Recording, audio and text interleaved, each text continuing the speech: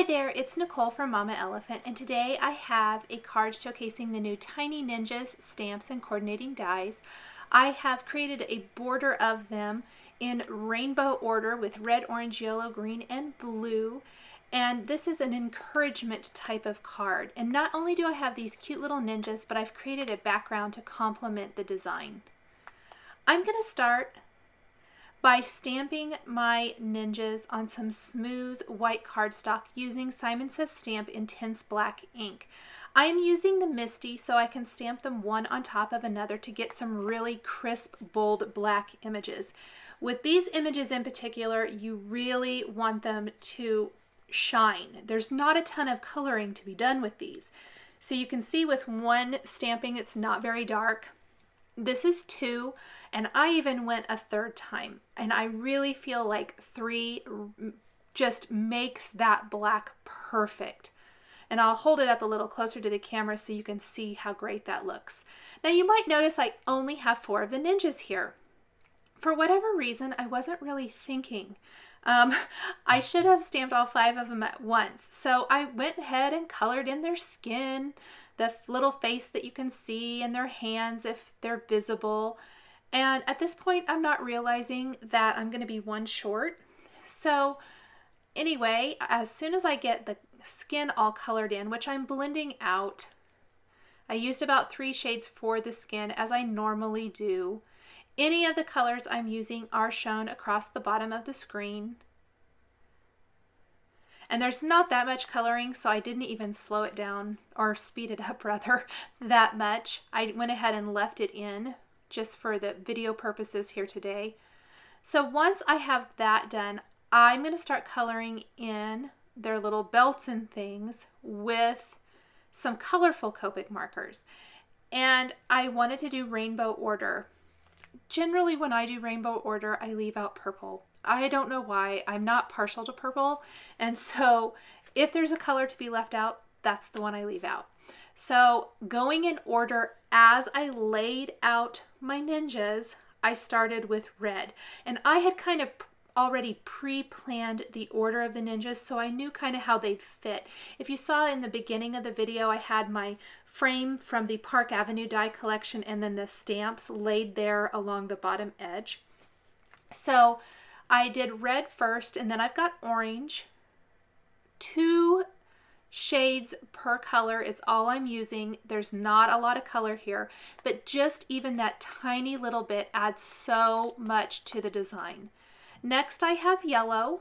He's going to be the 3rd. And at this point I'm realizing that I really needed an additional ninja. So I went ahead and skipped green and went right to blue because I knew I wanted this little guy to be along the right side of my frame. While I have these all colored in already, I'm going to go ahead and die cut them. So I went ahead and taped them in place with some Post-it tape and die cut them with the coordinating Tiny Ninjas dies.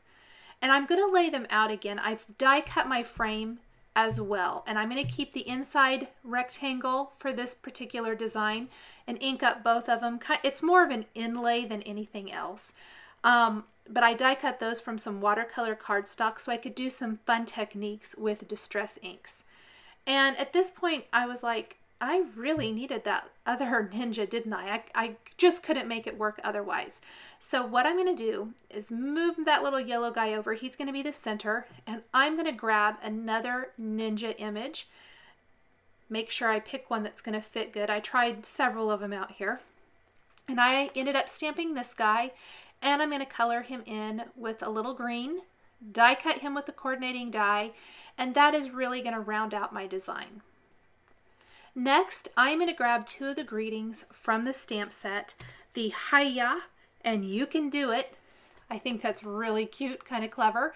I'm going to stick those there together, pick them up with my acrylic block, and using a powder tool first because I'm going to stamp these with Versamark ink and heat emboss with white embossing powder.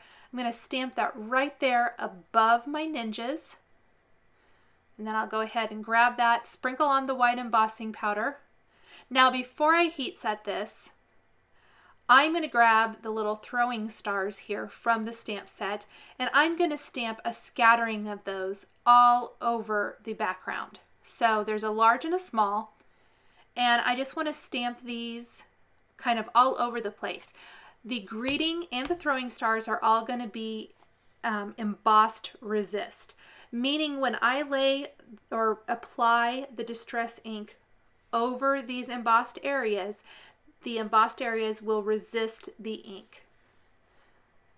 And I am applying the embossing powder as I go so that I can see where I've been. When it's white on white like this, I know it's hard to see. Maybe if I hold it at an angle, you can see it a little bit better. I'm going to make sure my heat tool is good and heated up, and then take it to my paper and melt all that embossing powder. I generally like to hit the back of the paper as well. It's going to help with warping a little bit. This thick watercolor cardstock is not as temperamental as regular cardstock. I'm going to go ahead and put my frame and that inside piece back together, and starting with the chipped sapphire distress ink near the top, I'm going to start applying the ink. And I love watercolor cardstock because it's so forgiving with distress ink. You can really just blend and blend and blend on it. So that's what I was going for here. I am applying that chipped sapphire kind of, a third of the way down. I'll skip to the peacock feathers distress ink to lighten up that blue so it goes from dark blue to light blue. And then I'm going to go ahead and take some black soot distress ink and apply that along the bottom edge. Now, one thing about watercolor cardstock is you can get your fingerprints in it really easily, and I kind of forgot to grab a scrap piece of paper here, so I'm going to have to grab something in a little bit. I'm going back with my peacock feathers distress ink to blend that black soot into the peacock feathers a little more seamlessly. And this is just a paper towel that I had in the trash, I think, and I just grabbed it out. And I'm going to use it to go ahead and buff off any of that ink that might be sitting on top of any of the embossed areas. I'm going to spritz the whole background panel with water from a distress sprayer. Then I'm taking some picket-fence distress paint, applying it to an acrylic block, watering it down with some extra water. Then I'm going to just blot my background dry, and then take a small paintbrush, pick up that paint that I just watered down, and I'm going to flick it all over the background.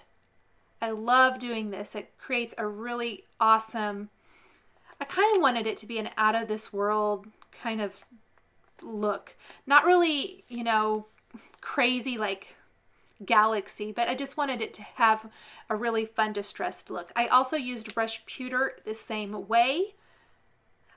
I adhered all my little guys along the bottom edge there. I'm applying some Ranger Multi-Matte Medium. Everything is dried. I did set it all aside to completely air dry, so I did that for a little bit. I did it and I went and had lunch and came back and it was dry. I'm going to apply some pretty pink Posh Silver Mini Star Confetti all over the background just for another layer. I think this card would be perfect for boys. I'm always looking for good boy cards, and this is one that would definitely work for anything. Change up the greeting and it would make a great birthday card as well. As soon as I get the rest of my stars applied, my card is going to be all finished. Thanks for joining me today for this encouragement card showcasing the Mama Elephant Tiny Ninjas stamps and coordinating dies. The supplies I've used to create this card are listed and linked below the video here on YouTube. Please subscribe for weekly card making and stamping videos. Here are a couple more videos showcasing Mama Elephant stamps and dies that you might be interested in. Thanks for watching, and we'll catch you next time.